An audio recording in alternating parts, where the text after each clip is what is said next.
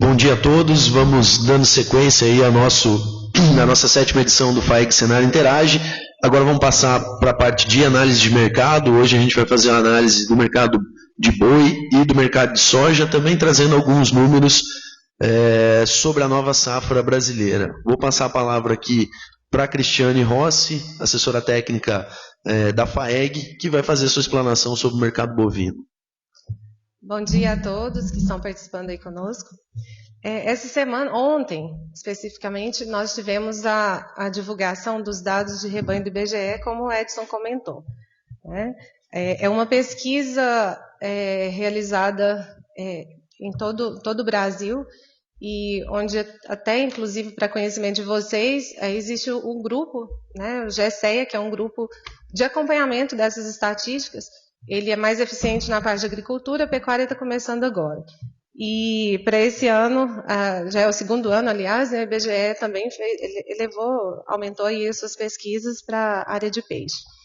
Então, com relação aos dados de 2014, nós tivemos um rebanho bovino de 212,3 milhões de cabeças, com um pequeno crescimento, né, de 0,3%, e um decréscimo de 1,5% no abate, totalizando 33,9 milhões de cabeças, né, o que já vinha ocorrendo aí de outras fontes também, a gente já sabia desses números, em relação ao abate. O Brasil segue como o segundo colocado no ranking mundial, atrás somente da Índia. Goiás, com o rebanho reduzido aí de 0,2%, totalizou 21,5 milhões de cabeças, uma redução no abate também de 1,6%. Destaque para a Nova Crixás, que ficou classificada aí em 10ª posição em relação ao ranking de municípios em nível de Brasil, tá? Com 751 mil cabeças de gado bovino. Já os rebanhos de suínos e aves, em nível de Brasil, se elevaram em 3,2% e 6,6%, respectivamente, né? Em Goiás, nós tivemos aí uma redução de 2,1%, e aves elevou, assim, extraordinariamente, né, 14,6%. E destaque, logicamente, Rio Verde aí para as duas produções, se destacou como o segundo no ranking nacional dos municípios, para as duas espécies, né? Para a pecuária bovina, isso explica os atuais preços, né, que a gente tem aí historicamente de 2013 para cá. Então foram assim preços maiores, justamente que essa oferta, né, ela acabou interferindo aí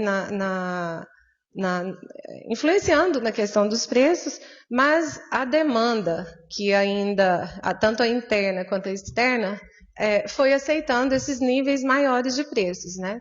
A gente viu aí, então, de 2013 para cá, o maior preço registrado foi em abril de 2015, mas desde outubro de 2013 a gente está na casa dos 100 acima, né, para a arroba do boi. E aí, só que essa continuidade de aceitação do preço maior tem um limite, né? A gente já vem enfrentando aí preços menores e aí já chegando aí atualmente, né, nos 132 e tal.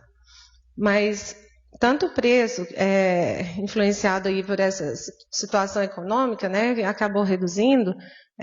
A gente teve também o impacto aí das exportações para tentar resguardar um pouco, né, esses preços, que a queda, né, maior. Nós tivemos a ajuda então das exportações e, logicamente, no mercado interno, quem se beneficiou também foi a carne suína e de frango, né, que aí, mesmo também seguindo com essa tendência de elevação de preços, devido a esse mercado que aí tende a buscar, né, uma proteína, não quer ficar sem proteína, então tende a buscar uma proteína de menor preço.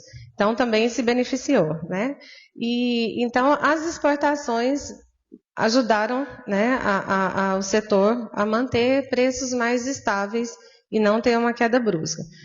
Segundo os dados do Ministério da Indústria e Comércio Exterior, o Brasil exportou 96,04 mil toneladas de carne bovina in natura, 7,5% a mais frente ao mês anterior, né? Então já está recompondo aí, que ela vinha agora recente de uma queda. Incremento de 6,2% em relação ao mesmo período de 2014, tá? Com um faturamento que tende aí a compensar um pouco, né, as perdas aí que os frigoríficos que conseguem acessar esses mercados, né, eliminam então um pouco dessas perdas quanto à questão do mercado interno, quando ele desaquece. No fechamento da semana dos preços, houve variação positiva para a arroba do boi gordo, nos vários estados. São Paulo elevou 0,3%, saindo de 145,67 para 146,11. E em Goiás, de 132,18 para 135,11. Ou seja, 2,2% a mais, né, no valor aí, demonstrando essa firmeza e a oferta, né, restrita. No atacado paulista, o traseiro aumentou o preço em 0,95, comercializado a 11,53, e o dianteiro para 8,8, queda de 2,4%, segundo os dados do CEPEA. A próxima semana poderá atender a estabilidade ao produtor, né, devido aí a uma inflação anunciada, que teve um aceleramento de mais de 0,54%, exercendo então influência aí no poder de compra, né, do consumidor. Esse é um ponto que pode tentar manter os preços aí mais estáveis, podendo, logicamente, do lado de cá, o produtor também tentar influenciar com relação à oferta, né? A gente também pode ter aí alguns momentos de elevação, né? Não muitos, mas pequenas alterações para melhor.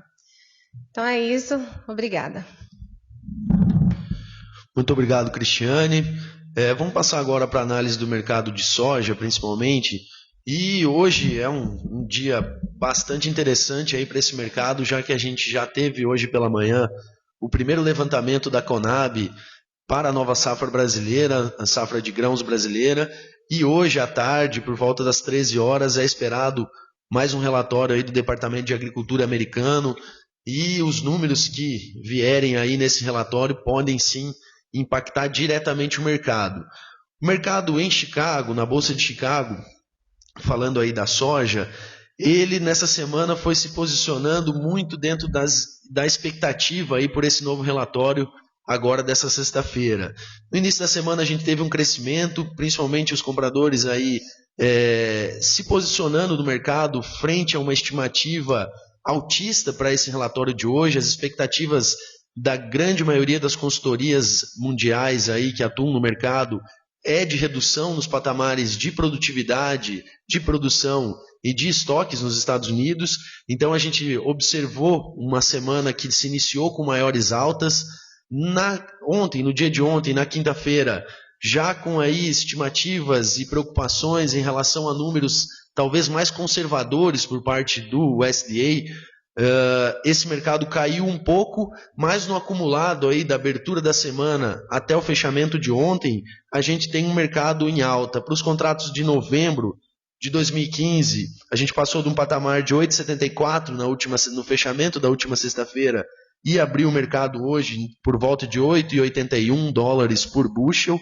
Já para março de 2016, uma referência um pouco maior aqui para a safra brasileira, a semana se iniciou a 8,82, o vencimento março, e hoje, na abertura de mercado, já se posicionava em torno de 8,90, e realmente a grande expectativa é pelo que pode acontecer após esse levantamento de hoje à tarde por parte do USDA.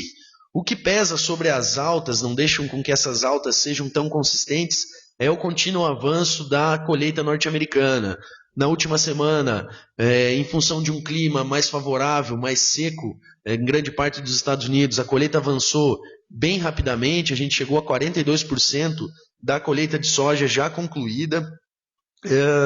As vendas também estão pesando positivamente sobre os preços, apesar de patamares de vendas ainda menores do que o mesmo período do ano passado. O mercado segue aquecido, a demanda segue aquecida, o que diminui as preocupações em relação a isso. Na última semana foram mais 2,2 milhões de toneladas negociadas aí no mercado internacional. Aqui dentro do país, A soja, pensando em Goiás, deu uma pequena desvalorizada na última semana, principalmente em função da desvalorização do dólar. O dólar caiu no acumulado dessa semana 4,5%, abriu a semana aí valendo cerca de 3,94 reais por dólar, e hoje na abertura já se encontra no patamar de 3,77, e isso pesa sobre a cotação da oleaginosa aqui dentro do estado. A média na soja disponível, no levantamento feito pela FAEG, nós começamos a semana aí em torno de R$ 66,71 e estamos abrindo a nossa sexta-feira em torno de R$ 65,00, uma queda média aí de 2,5% nas principais praças goianas. Então, mesmo com Chicago um pouco mais alto nessa semana, o dólar pesou negativamente sobre a cotação aqui dentro do estado. Como eu disse anteriormente, hoje saiu o primeiro levantamento para a nova safra brasileira, levantamento da Conab, e ele aponta aí números positivos para a nova safra no Brasil. Apesar de todos os problemas que a gente vem enfrentando em relação à liberação de crédito, compra de insumos, qualidade de sementes, grandes preocupações também em relação ao clima, a safra brasileira deve crescer nesse ano, a área plantada deve crescer nesse ano. A expectativa é que a gente tenha uma elevação média a nível nacional entre 1,7% e 3,6% na área plantada nesse ano, chegando aí acima dos 33 milhões de hectares cultivados com soja no país. A produtividade ainda é uma grande incógnita, já que a gente está só começando o plantio na maioria dos estados e o clima é determinante aí para o fechamento dessa produtividade, mas até o momento a expectativa é positiva, uma alta esperada de 2,2%. E na nossa produção total, tudo indica que se não tivermos problemas climáticos graves, principalmente aqui no centro-oeste, com problemas de estiagens e excesso de chuvas já previstos aí para os estados do sul, principalmente o Rio Grande do Sul, devemos sim chegar a uma safra superior a 100 milhões de toneladas pela primeira vez na história. Então é um bom crescimento aí esperado para a nova safra brasileira. Como destaques, a gente pode colocar o contínuo crescimento da área plantada no Nordeste brasileiro. Nossas fronteiras agrícolas aí continuam registrando os maiores índices de crescimento na área plantada. Destaque para o Piauí, para o Maranhão e também um destaque aí para a Bahia, que deve ter um bom crescimento na área plantada nesse ano na soja, apesar das últimas safras aí com graves problemas de clima.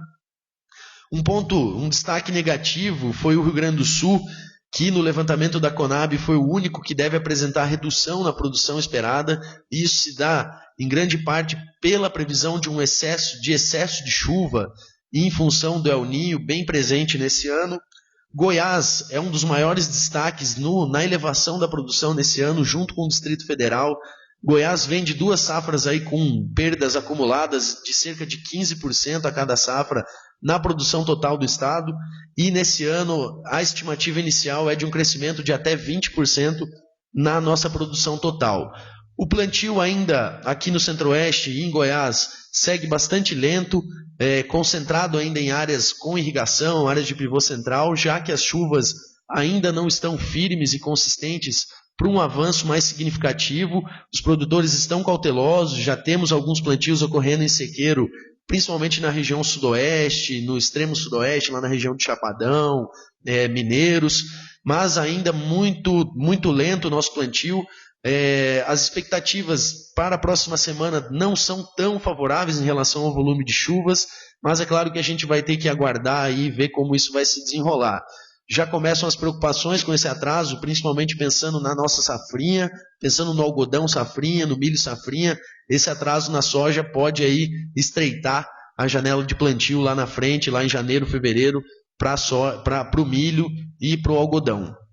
De forma geral, essas são as principais notícias, aí, os destaques da semana.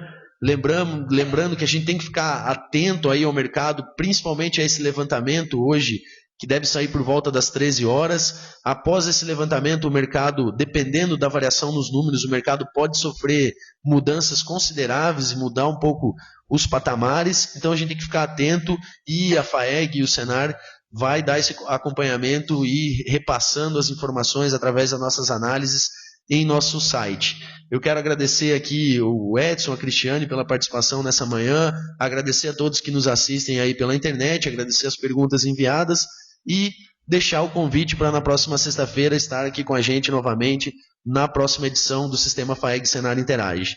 Uma boa tarde a todos, um bom fim de semana, bom feriado e até a próxima semana.